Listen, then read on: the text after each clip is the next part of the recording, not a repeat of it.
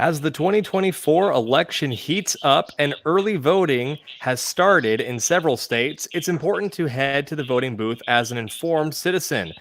Tim Walz is a name that few people heard outside of Minnesota prior to him snatching up the vice presidential nomination for the Democratic Party. However, on this episode of Forge and Anvil, I will be joined by retired Senate Majority Leader Paul Gazelka, who has stood against Walz on numerous occasions and has had a front row seat to many of Walz's leadership failures. We will discuss all this and more, so stick around. Welcome to Forge and Anvil, where we hammer out uncomfortable conversations to sharpen ourselves for the cultural, political, and spiritual war that we are living in. My name is Connor. I am host of this podcast. I am a husband, a father, and a follower of Christ Jesus, doing my best to represent him well wherever I go. As I mentioned at the top of the show, I am joined today by Paul Gazelka. So, Paul, go ahead and introduce yourself to the audience and those who may not yet be familiar. Well, Connor, good to be on your show. And when you reached out, what intrigued me is that you were a Christ follower, and that is at the heart of what you want to do. I mean, I've done Sean Hannity and Newt Gingrich and others, but I just really wanted to do it. The very reason I got into politics for 2004 was because I was a Christ follower, and I thought, how can I make a difference? I ended up being drawn into it, I would say, by the Holy Spirit. I'm a business owner. I had 5 kids at home at the time. It was married, and it was like it'd be an easy no. But I did engage, and I did 14 years in Minnesota's House and Senate. I was the Republican leader of our Senate when everything else was Democrat, and we won 3 out of 4 election cycles when in the Senate Republicans hadn't controlled that in 40 years. So, and after I left, we're back in the minority. But I had a front row view of Tim Walz. I was the leader of the Senate when he took over as governor. And I wrote this manuscript after I finished. I really felt impressed of the Lord to write it this last January. And I finished it in June and just set it aside. I wasn't sure what I wanted to do with it. And then suddenly Tim Walz is running as the VP candidate. And I knew I had to say something. And I'm known in Minnesota as, I hope, as a statesman. I try to build bridges. I find ways to make things work. So when I actually come up and write something and confront somebody and say, you should not hire Tim Walz, it doesn't come from a vindictive spirit. I'm just trying to speak the truth as I see it and let people make their own decision. Yeah. And I know that I've got a lot of questions to ask you about your time under Walz. And like I said at the intro, it's really important that we understand who he is before we give him a promotion. But real quick for you listeners, before we truly get started, feel free to check out our Substack, forgeandanvil.substack.com. That is where everything for this podcast is housed. You can see all of our episodes there and get them sent to your email for free if you put your email in there the moment it drops on podcast format. Like and share this video. It does boost us in the algorithms, which helps more people to hear this conversation and other important conversations. This is actually going to be my only episode this week. I'm not doing 2 episodes this week because I am working on some other big projects that I'll be able to announce real soon. But feel free to check out the last episode I did with Mike D. Virgilio as well, because the algorithms are not liking that one too much. So give it a boost. We'd really appreciate it. But yeah, we'll go ahead and jump straight in here then, Paul. Truly jump in, that is. So you wrote this book. It's really important that we understand who Tim Walz is, and your book is Behind the Veil, A Stand Against Governor Tim Walz. So tell us a little bit. You already began to allude to it to some degree, but why exactly did you write this book, and who did you write it for? When I started writing Behind the Veil, and you go to Amazon.com and just type in Behind the Veil and it'll come up. But I started it about how Christians can be engaged in government. I reached one of the highest levels, Minnesota, as the leader of the Senate. I was only the 29th leader in all of the history of Minnesota. But how do you guide and lead as a Christian in a government that's, you have most people, certainly a good chunk of them, are not Christian. And how do you do it? And in Minnesota, it was divided government. Democrats controlled more than Republicans. And how do you do it that blesses all the people? And so that is hopefully the long-term vision of the book. But half the book is about Tim Walz, about what he did during the riots after the death of George Floyd, what he did during COVID, how he allowed a statue of Christopher Columbus to go down, how he misspent a huge surplus and put us into a deficit, how he passes very liberal policies when he pretends like he's a moderate. And so that's the reason in this next month why I wrote the book. Hmm. Yeah, you already struck at my first question, which is Tim Walz likes to pitch himself as a moderate. Those of us who are a little bit more politically engaged are aware that he is not a moderate by any stretch of the imagination, but you wouldn't think that even if you just watch the vice presidential debate. He really carries himself in a non threatening sort of way. But his policies are not non threatening. So tell us a little bit more about Tim Walz and the fact that he's actually incredibly radical.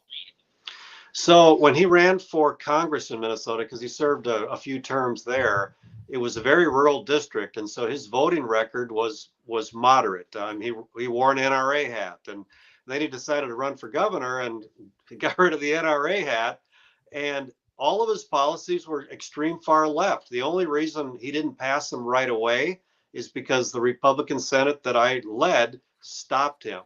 And what I would say is in 2023, I mean, he took over the House, Senate, and governor. And here's some examples of what he did, because I think it's important for people to not just say it, but what did he do? So in Minnesota, over a couple of decades, we actually had compromised positions on abortion. I'm from conception to natural death, but lots of people aren't. But we found some compromises.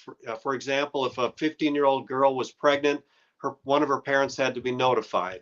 If a young woman wanted to have a baby, we provided money for that mother to be successful, cribs, counseling, that kind of thing. If the baby was born alive after a botched abortion, the doctor had to do everything he could to save that baby once born alive. All of those things were wiped out when Governor Walz had the House and Senate, and it's abortion all the way to birth at 9 months. There's no exceptions. And he keeps saying I tried to put Roe v. Wade back. It went way beyond Roe v. Wade. On clean energy, I'm not against clean energy. I just think the market should drive it. He passed a law that said by 2040 in Minnesota, all of our utilities must be 100% renewable or carbon free by 2040. And in Minnesota, not like Tennessee, but I've been in 60 below zero Fahrenheit, not counting the wind. And wind doesn't work once you get 22 below or colder. Solar doesn't work when the sun's not shining. And we don't have enough nuclear in Minnesota, so it doesn't work. But he just passed it anyway. And then for small businesses, he said, if you're an employer with one business, with one employee, you have to provide paid family leave, and they can take up to 20 weeks off every single year. Again, it doesn't work. It's too extreme. And it just shows that he's not business savvy. He doesn't understand what it takes to actually be successful in a small business. So those are some examples where I say he may present himself as this folksy guy in a plaid shirt, but he goes far, far left on his policies. Mm. Yeah, it's unfortunate because I think, like I said, he's very disarming. He has this sort of this. He talks about being a coach. He talks about his military service. He tries to pitch himself as a sort of rural blue collar Democrat that likes to talk about how he shoots guns and he hunts just like you and me. But here he is advocating for abortion up to the 9 months, and of course his transgender policies are atrocious as well. Maybe speak a little bit more about that, because I think that is a topic that was not hit on at the vice presidential debate, and it's a topic that is very very present in this election cycle. Yeah, so he wanted to do that the entire time that he was governor. We just stopped him until 2023. But conversion therapy, the way they describe it, is what they basically did is if you are an adolescent and you go to seek counseling from a professional counselor, that counselor cannot talk to you about your sexuality. Well, there are plenty of young people that they have unwanted sexual desires. They're trying to figure out how to navigate that, trying to figure out how to navigate their faith, but they completely wipe that out. They said that they support biological men or boys playing on biological girls' teams. We did not support that. And so they put tampons in boys' bathrooms, fourth grade and older, basically encouraging or not discouraging at least somebody from, say, a fourth grader that says I'm a biological male and I want to be a female, or vice versa. All of that is encouraged in Minnesota, and so that's all part of Tim Walz's legacy. Hmm. I know another thing too that I have noticed about the state of Minnesota is it is in some ways people consider it to be a swing state because it is at least split government, or at least has been for much of its history. But it really does seem as though the Republican Party in Minnesota seems to be, for the most part, demoralized and almost completely ineffective as a result of his governorship. So maybe talk a little bit about how Tim Walz has transformed the state of Minnesota, because of course, if he happens to get in the White House as a VP and one day possibly even a presidential frontrunner, we want to be thinking about if this guy can implement things as an executive in an effective way, as far as the left would view him as being effective. We need to think about what that would mean for the country at large. So tell us more about that. Yeah, and this is an important lesson for conservatives nationwide. Is if Republicans don't stick together, in other words, if you are slightly less Republican and then you can't be part of the Republican Party, we're going to never win. In Minnesota, Minnesota leans left, and once in a while Republicans win. We've never had House, Senate, and governor in my lifetime all at the same time in Minnesota, and we won the Senate by speaking to the middle, drawing them to the right, drawing them conservative, but recognizing that they're not going to go as far as maybe we want them to go. And so we, as the leader, I always recruited candidates that best represent the district they served. So my goal was pick the most conservative candidate that could win. Well, some districts are not conservative. And therefore, if you're going to just get super hardcore conservatives in a moderate district or a liberal district, they're never going to win.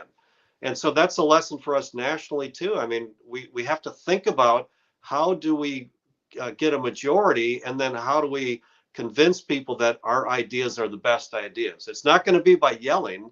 That doesn't work. And you might force it through for a moment, but if you're not winning their hearts, you're not winning.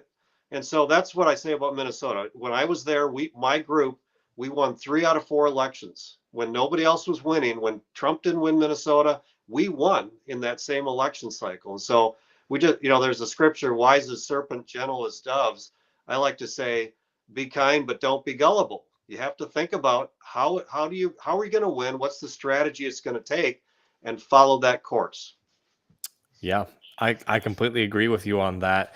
It seems as though, the balance right now in the Republican Party on a national level is finding exactly how we can build a broad coalition without, while still being able to govern. But then simultaneously on the other side, there's definitely a group that wants to purity spiral, and they want to constantly cancel anyone who is slightly to their left. And I definitely am pretty far to the right myself, but simultaneously, I recognize that politics, there's a lot of pragmatism in politics, and people don't like to recognize that. I don't like it, but I recognize that that's just the reality that we have to live with. And so, how have you, Paul, dealt with in your time in Minnesota, recognizing that you, like you said, you're dealing with a state that for the most part leans left? How do you typically build these coalitions in a way where you're not necessarily compromising on your core beliefs, but you're still being effective? Yeah, and that's half of the book I wrote, Behind the Veil, and that's why I think it can go. Any state can learn from some of the principles I did. So in Minnesota, we have a large blue collar union population, and good folks. I mean, they work their tails off, but they work for or mining industries or some of the manufacturing companies, and the blue collar workers are moving more and more towards Trump, and on Second Amendment, on pro-life, on traditional family values, on Christian heritage, all of those issues, they share the same values. And so I made a decision that I was going to reach out to the blue collar unions, and a couple of issues is right to work and prevailing wage. I said, look, I'm never going to change where we're at in Minnesota on those issues if you'll join us. If I can get 90% done of what I'm trying to do instead of zero, I'll take 90%. So it's things like that. How do you build coalitions? For us, the Reagan era, it was social conservatives, it was fiscal conservatives, and people that supported the military. Well, I've broadened that. I support the police. They used to be their unions used to go heavily Democrat. They were on board with us. And like I said, the blue collar unions, I reached out to them. Not so much the teachers union or some of the state workers. They just, I don't know. At least for the next decade or two, I don't know how we would reach those people. But so, and then on issues that Christians care about, I never ever bent on pro-life or the Second Amendment or traditional marriage and family values or religious liberty. I always stood up for those because I knew it was, so if they ever wanted to do something to water those down, that was where I didn't compromise. But I spent more money than I'd like to do. We never raised taxes, but I always tried to lower taxes. But so that's that part where you have to recognize that government in a divided state or country, you're not going to get 100% of what you want. If you get 60 or 70% in a divided system, you actually did really well. So it seems like the state is still fairly divided. Do you actually think that there is any hope for Trump flipping the state? I mean, I'm looking at it on the ground. It doesn't seem like it'd be a heavy lift, I should say. But do you think that it's still considered a swing state at this point? Well, I don't consider it a swing state, but Trump has to do well enough for us to win the House back in Minnesota. I mean, right now they have all of it, and the House is up for election. If he does very poorly, then we don't win anything. If he does better than he did last election, closer to his first election, then we have a chance to win the House. And so, what I would say is, and this is Minnesota, but I think this is a lot of suburban areas around the country. We found that about 1/3 of the people voted on personality, 2/3 voted on policy, but that 1/3 went heavily towards Biden because they didn't like Trump's his approach. And I can make the case that you get ensnared with the words of your mouth. How you treat people does matter, and that really hurt him in Minnesota, and I would say that hurt him in a lot of suburban areas. He does very well in rural, and so that's what we have to figure out. It really, this national election comes down to 7 states, and see if I can nail them off the top of my head, but it's North Carolina, Georgia, Michigan, Minnesota, Arizona, Nevada. There's one more, and there's Wisconsin. Those are yeah. Pennsylvania is the one to really watch. Whoever wins that likely wins. But there's still a path for Trump if he doesn't win that. And so that's what I'm focused on. So for my book, Behind the Veil, I'm actually trying to get it out into those states because it could come down to 1,000 votes in a state. You never know. Yeah. And so, but it's important that Trump does everywhere. That's why he's going everywhere. But those are the states that it really is up for grabs. Right. So DeSantis in Florida, of course, is now being praised because Florida was truly a swing state until essentially his leadership and his management of the state has helped flip it to a what's now pretty reliable Republican state. Some of that is because individuals have moved to Florida as a result of his leadership. Some of it is the fact that he cleaned up voter rolls. He cleaned house with some of these individuals that were running elections. So it really goes to show that if you have an effective executive, you can truly flip a swing state and make it more of a reliable red state. So it seems like there's quite a bit of groundwork that needs to be laid before that can happen in a state like Minnesota. But of course, I like to look at the future. I like to look at where can we actually get some wins beyond just this election cycle, because Republicans are terrible at looking beyond just the current election cycle. But do you think that there's any real possibility for a DeSantis type effective executive to gain power anytime in Minnesota? Yes. We have a caucus system there. It's 7 or 8 states.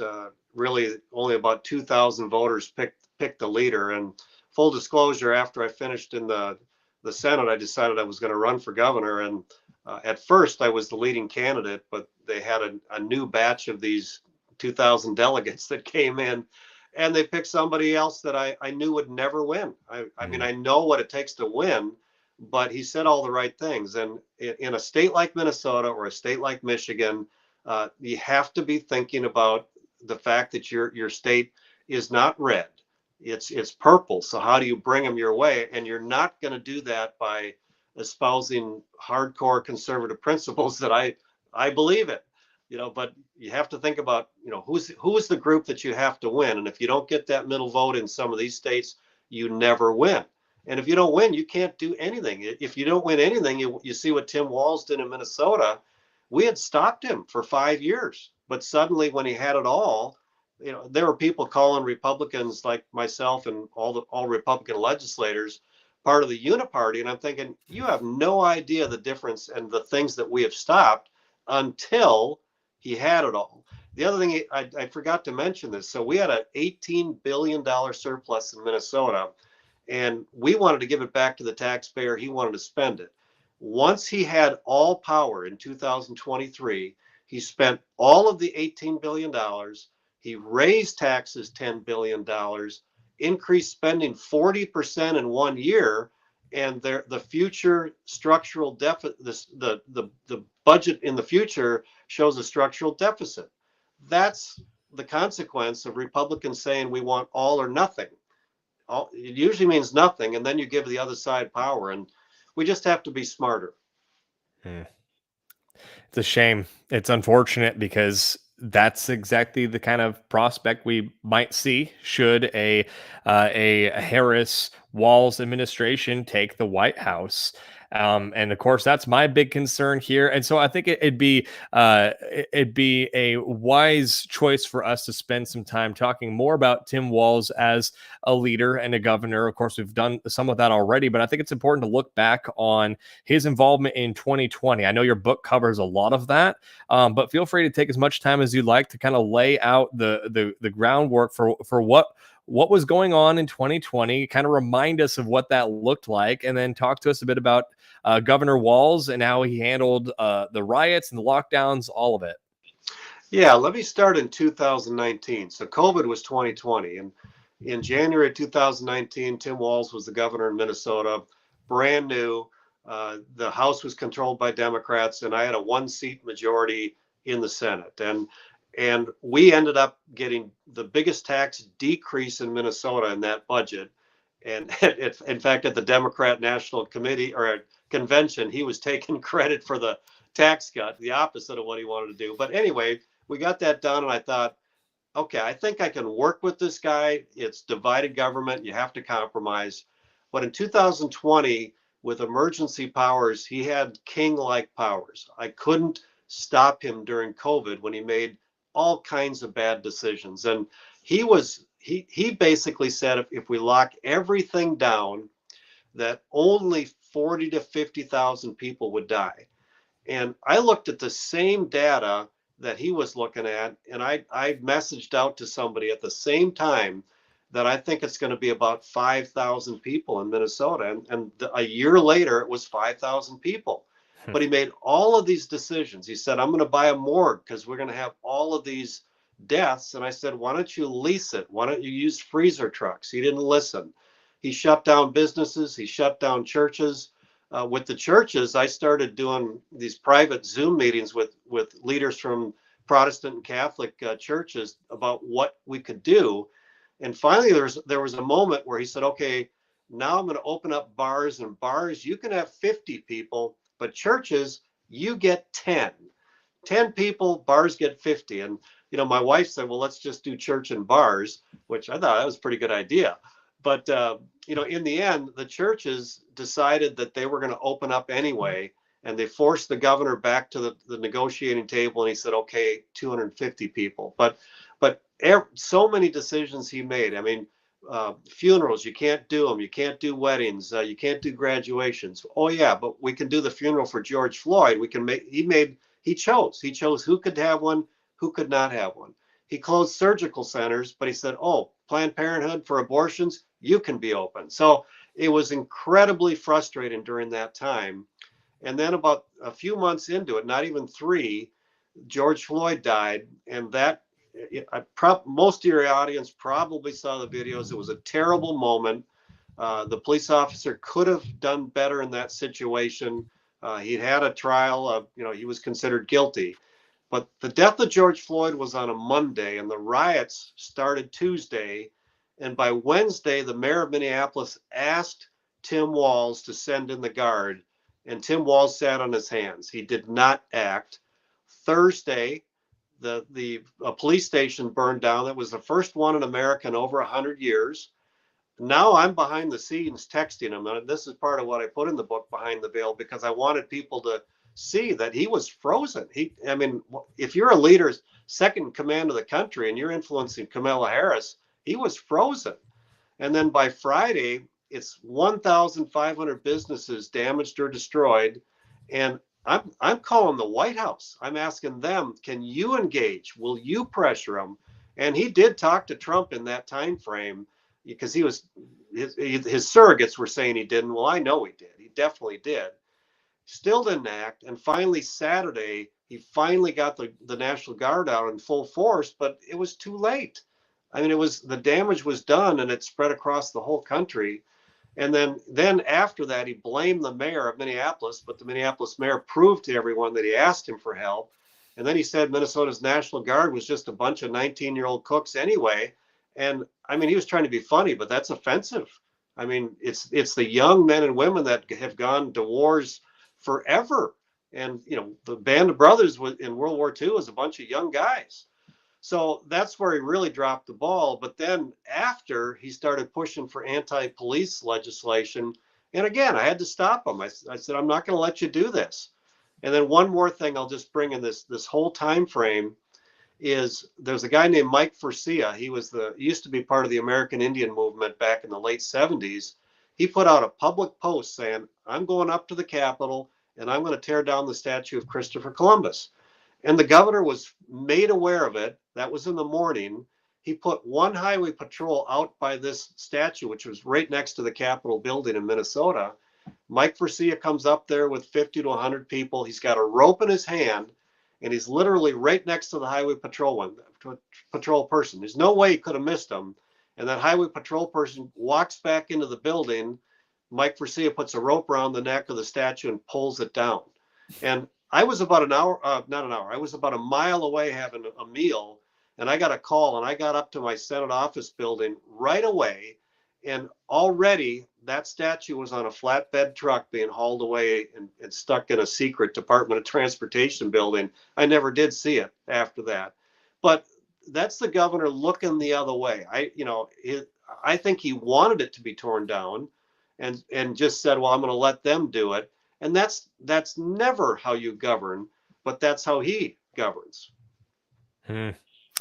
It's unfortunate. You mentioned that Walz seemed to be frozen, and I think we saw some of that in the debate. He kind of had the deer in headlights sort of look, and so it really just seems like when there's a high pressure situation, he just tends to buckle and either takes the path of least resistance, or in some cases is maybe intentionally passive and slow to action, so that maybe.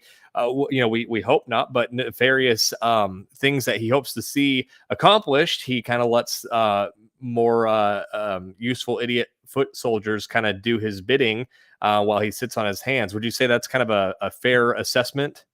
Yeah, I would say he means well, but he is heading the wrong direction. And the number one reason why I think people should not ever get him anywhere near the White House is in a crisis, he freezes. That's number one. And then number two, I don't trust him with power. I saw what he did with emergency powers, and I could not stop him. And almost a year and a half later, he still had emergency powers. And in Minnesota, the only way we could get rid of them was the Senate and the House in Minnesota to agree to take them away. Well, the House was controlled by Democrats. They even agreed against the governor's wishes almost a year and a half later to take his powers away. So I don't trust him with power, and in a crisis, he makes bad decisions. Do you think that he is kind of an ideologue, or do you think that he's just maybe a nice guy that's just maybe ignorant, folds under pressure? What's your honest take about what drives him in these scenarios? Yeah, and I don't try to demonize him. I just don't think he's qualified for the job, and he Mm, is a far left liberal. I mean, that's, and he doesn't deny it. And so, they try to present him as good for Midwest, but the fact is his policies don't line up with that. He was a congressman. When he ran for governor the second time, he did get reelected. He got a lot of the suburban and metro area votes, but the district he represented for Congress voted quite a bit in favor of the other candidate running for governor. So he definitely doesn't represent Middle America in the way that people think he does. But so that's where he's trying to present himself. But more than anything, I just think he's out of his league. I just don't. As a National Guard member, he had a number of peer level National Guard members that said he wasn't qualified. He shouldn't be in there. He was a coach, but he was an assistant coach, and that's not the same as actually leading the coach. right. As a teacher, that's a great profession, but that doesn't really give you leadership skills. He doesn't have any real leadership skills that have proven that he knows how to lead. And when he has had the opportunity to lead, it hasn't been good. Hmm. And here's the other thing I'm concerned about too is Kamala Harris, I think, is a weak leader. And so I think who she picks as the vice president candidate is going to have more influence than normal. And my concern is Walz will have more influence, and it'll only make it worse than what it could have been. Yeah, it'll be kind of a blind leading the blind sort of scenario. You know? Hmm. So I have a friend of the show, Pastor Andrew Isker. He has left the state. I believe he was there for several decades, if not born and raised. I want to say he was multi-generation Minnesotan, and he, as of just recently, has decided that enough is enough. And he cited multiple things for why he's ultimately chose to leave the state. One of them, though, is he's talked about the transgender laws that have been put in place, specifically around parental rights. He has mentioned that that under Walz, the state really has a real mechanism for punishing parents up to taking away their children if they do not affirm the delusions of transgender ideology. So, can you maybe speak to that a little bit and what you've seen under Tim Walz? So that was legislation that was passed in 2023. And I would say it hasn't fully fleshed out yet, but you absolutely could make the case that parents should be very wary of living here with their kids. I mean, honestly, if a Christian couple wants to raise their kids to follow Jesus, it's something that definitely concerns me without a doubt. I mean, he wants this to be a trans state. He wants it to be abortion till birth state. He's encouraging people from other states to come here for those things.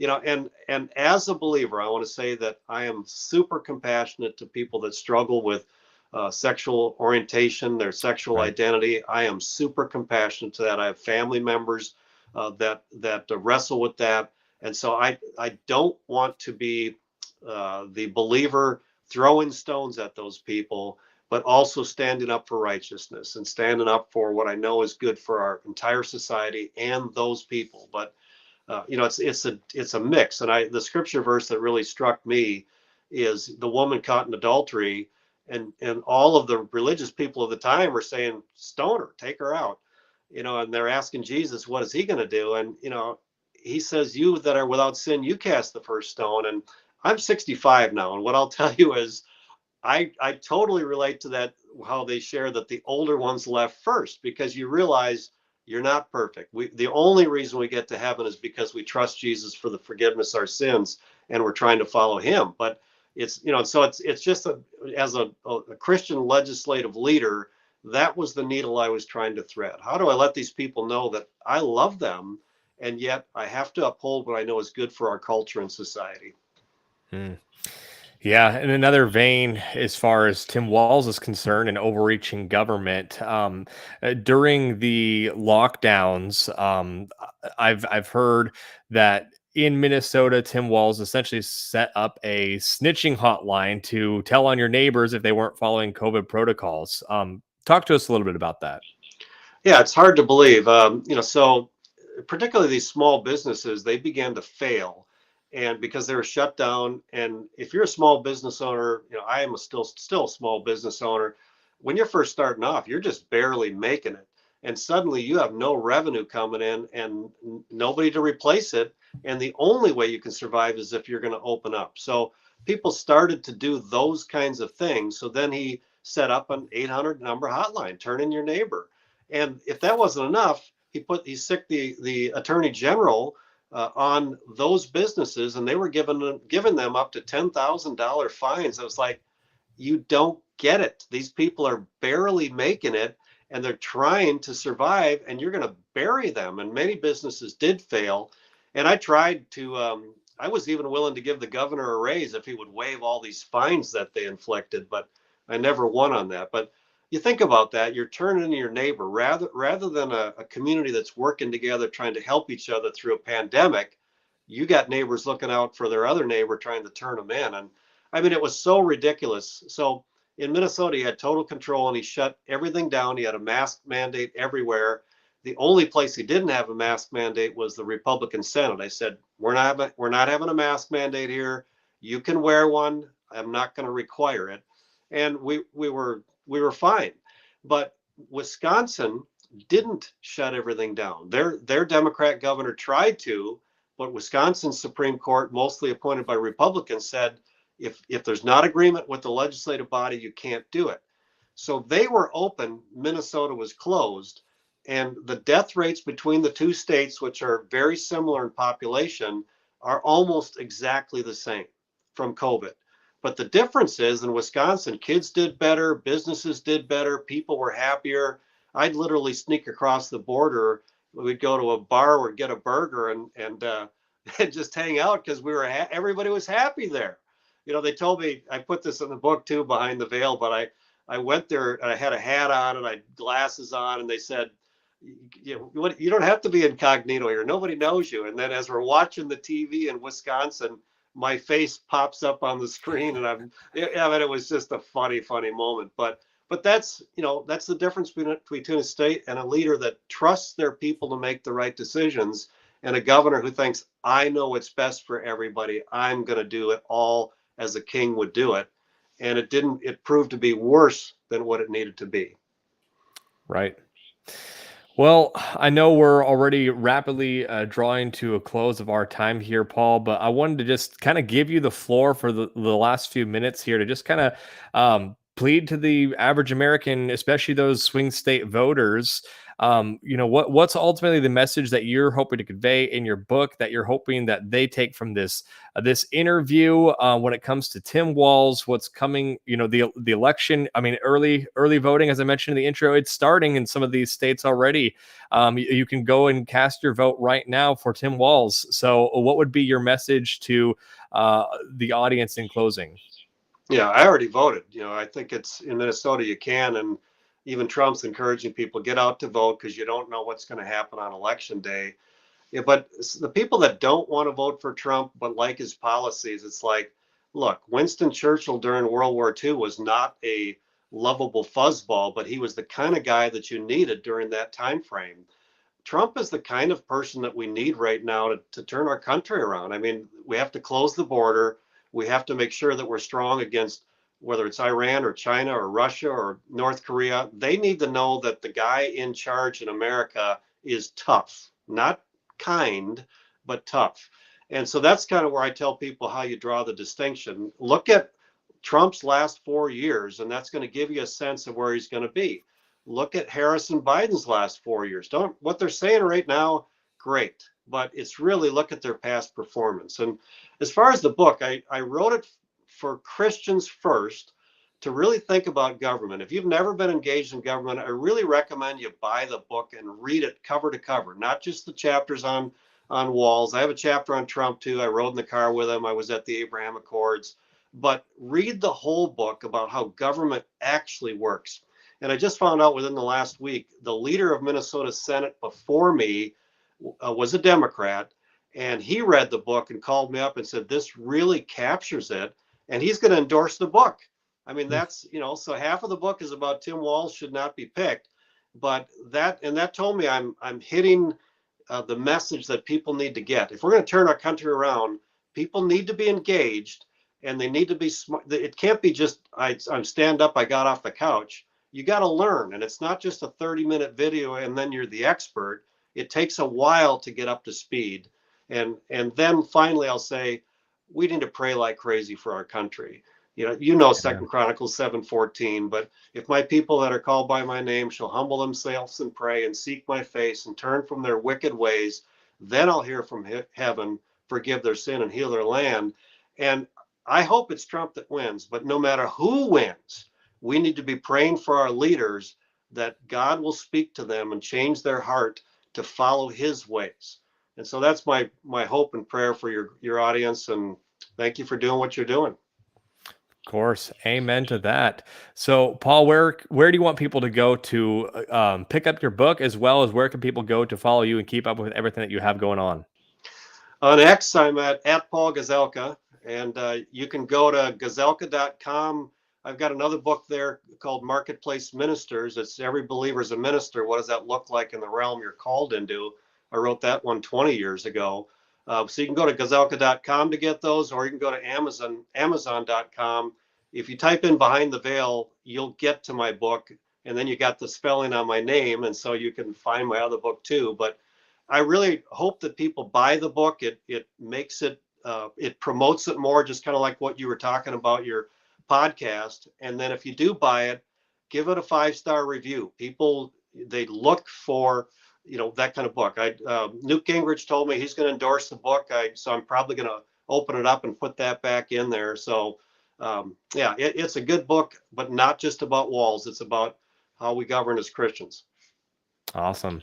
Well, thanks so much for joining us, Paul. And thank you, listener, for joining us. We really appreciate you tuning in. Feel free to go on over to forgeandanvil.substack.com. That is home of this podcast. You can put in your email there for free to have every episode sent as it drops in podcast format. And of course, go follow Paul on X and pick up a copy of his book. Thank you all for joining us. We will see you next time. Until then,